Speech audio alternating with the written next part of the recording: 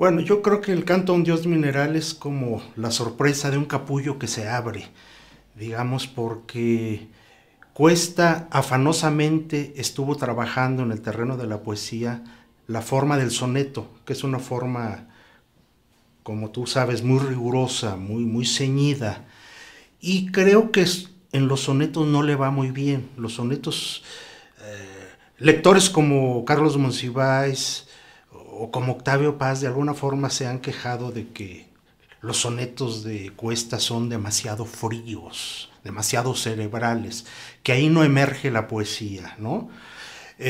Pero el canto a un dios mineral, que también está escrito bajo una sujeción estrófica muy rígida, porque es una serie de 37 liras, de 6 versos cada una de ellas, eh, es como la eclosión donde vamos a más allá de la frialdad cerebral de esa gran inteligencia que era Cuesta. Yo creo que es un poema donde se están moviendo muchas cosas. Y es un gran poema, poco reconocido hasta el momento, porque de hecho creo que casi no se le encuentra en las antologías de poesía mexicana. Pienso que eso se debe también justamente a que siempre se pensó que Cuesta era un pensador demasiado volcado hacia lo intelectual, ¿no? Y que quizás su poesía puede adolecer de un elemento conceptual que nos alejaba, vamos. Pero con el cambio de la estética, con los cambios que ha habido en la pintura, en la música, en las artes, lo conceptual se vuelve ahora más potable, digamos. Y yo creo que estamos en este momento en una época en que redescubrimos ese gran poema de Cuesta y nos damos cuenta que es una obra maestra, equiparable al Sueño de Sor Juana en cierto sentido, o a Muerte sin fin de Gorostiza. Sí, sí es oscuro, o sea, tampoco hay que decir que es un poema facilón, es un poema difícil, arduo, pero yo también estoy convencido de que la poesía es música y de que Muerte sin fin o El canto a un dios mineral, los grandes poemas son como sinfonías, son obras sinfónicas y que en la medida en que tú lees con cuidado el poema, vas a ser susceptible de captar la música. Y cuando empiezas a captar la música, extrañamente, también empiezas a captar el sentido. A mí me ha pasado eso, me pasó con mis primeras lecturas del Sueño de Sor Juana, que al principio no entendía yo nada, en absoluto nada, pero poco a poco voy entendiendo y me doy cuenta que entiendo también a partir de la música que están haciendo los versos. Contra lo que se ha dicho, el canto a un dios mineral de Cuesta me parece una composición musical.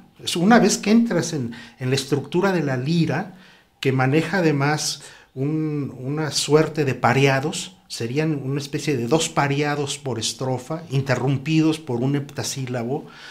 Una vez que entras en esa música, yo creo que es una música muy poderosa y muy peculiar, vamos. No sé, aunque es un poema muy cercano en cierto momento a Muerte sin fin, y la leyenda cuenta que no solo eran grandes amigos, sino que se reunían juntos a escribir. Y de ahí yo saco un poco la hipótesis de que eso explicaría que haya versos muy parecidos, pero hasta ahí, versos, porque la composición del poema de Cuesta es muy diferente a lo que intentó Gorostiza, vamos. Pero sí hay muchas analogías o semejanzas a nivel de verso.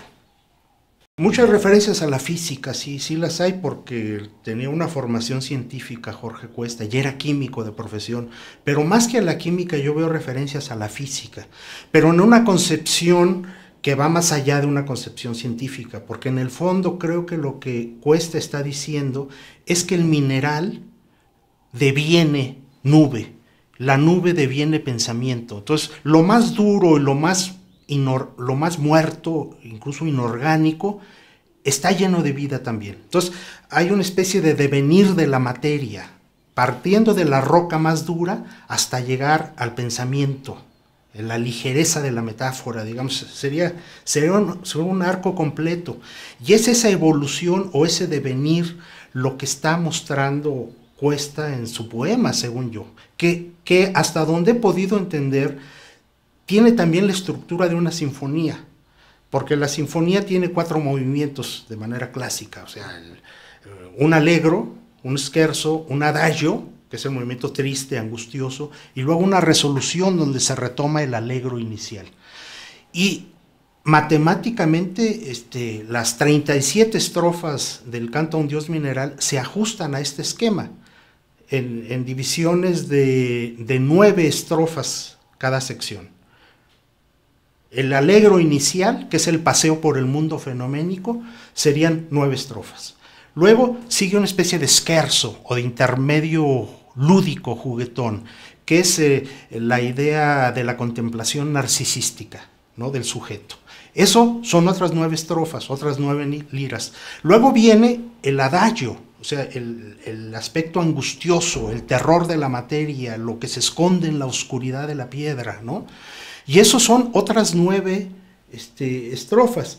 Faltarían otras 9 para cerrar, aunque en realidad son 10. Pero creo que esto responde a una lógica que también está en la Divina Comedia de Dante, que es un texto escrito con tercetos, pero que la estrofa final no es un terceto, sino una cuarteta. Vamos, exactamente el mismo esquema estamos encontrando, creo yo, en Cuesta.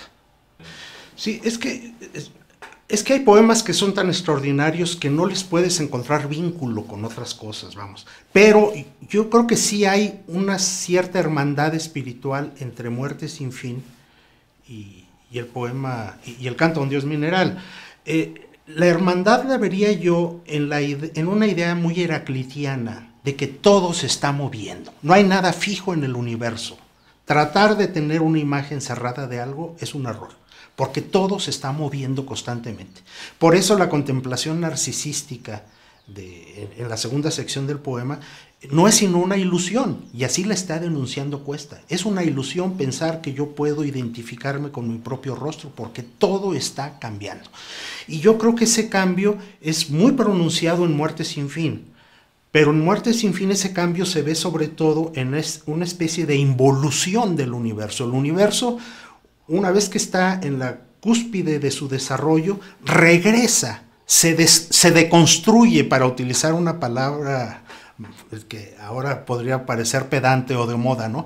El universo gorosticiano se deconstruye, y entonces los seres humanos, los animales, las plantas, todo va regresando hacia su origen primero, de forma tal que se constituye una especie de río de enamorado semen que regresa al seno de Dios. Ahí está la imagen del río heraclitiana, ¿no? Todo se está moviendo, el mundo se deshace y regresa a Dios. Esa es la famosa apocatástasis de la que hablaba Salvador Elizondo en un ensayo ya célebre sobre el poema. Pero el asunto es que en Cuesta no hay apocatástasis. Al revés, en Cuesta hay un desarrollo progresivo que nunca se desmiente. Vamos, el poema de Gorostizas tendría un matiz trágico, porque el mundo desaparece en la nada, quizás para volver a ser creado otra vez. Eso no se excluye, pero el mundo desaparece en la nada. En cambio, en el poema de Cuesta lo que vemos es esa evolución desde las entrañas de la materia hasta lo más elevado que podía ser el pensamiento, y más que el pensamiento todavía, el pensamiento que canta. O sea, la poesía es como la culminación del desarrollo humano, y es lo único que va a permanecer, porque el poeta muere, el poeta se vuelve loco, la sociedad misma cambia y desaparece, pero el poema quedó ahí. El lenguaje sería el representante de esa inteligencia organizada, ¿no? Es el triunfo sobre el mineral, aunque de otra manera subliminalmente sigue siendo mineral. Por eso también el canto a un Dios mineral se puede entender como canto en el sentido de canción, pero también el canto de una piedra. Están los dos sentidos implícitos. Y además la piedra también es Dios. O sea, hay una energía creadora que brota desde la roca. Yo lo que pienso es que ese final es como los acordes finales de una sinfonía, donde este es el retumbar, el clarín a todo lo que da. O sea, pienso que es un poema que tiene un final triunfal y que justamente así termina el poema y que no podría tener otra solución el texto. Por eso no creo que el poema esté incompleto, ni pienso que la estrofa final no corresponda al final. Yo creo que todo se ajusta a esa estructura tan pensada de los 4 grandes movimientos y de un triunfo de la inteligencia sobre la muerte. Vamos.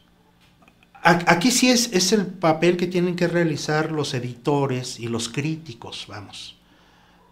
Octavio Paz alguna vez en Poesía y Movimiento, que es un libro que todos hemos leído y que se sigue leyendo, él dice que la poesía de Cuesta no está en sus poemas, sino en las charlas que tuvo en el Café París, lo cual también es una monstruosidad, porque no es cierto. Un poeta, por poeta que sea, sus poemas no están en la mesa del café, sus poemas están en los textos. Creo que era una forma en que Paz evadía enfrentar a ese poema que sin duda le parecía enigmático y quizás indescifrable. Pero yo insisto, después de Duchamp, después de todo lo que ha pasado en el arte contemporáneo, el arte conceptual está más cercano a nosotros. Yo siento que es más potable ahora Cuesta que lo que era hace 30 o 40 años. Estamos más preparados para leerlo. Claro, hacen falta críticos y editores que vuelvan a poner sobre el tapete este texto tan enigmático y tan seductor, porque la música de ese poema a mí me parece seductora. Y de las antologías que hay, solo recuerdo que Salvador Elizondo sí incluyó el poema en su museo poético, pero es la excepción, no está en las otras antologías que yo recuerdo.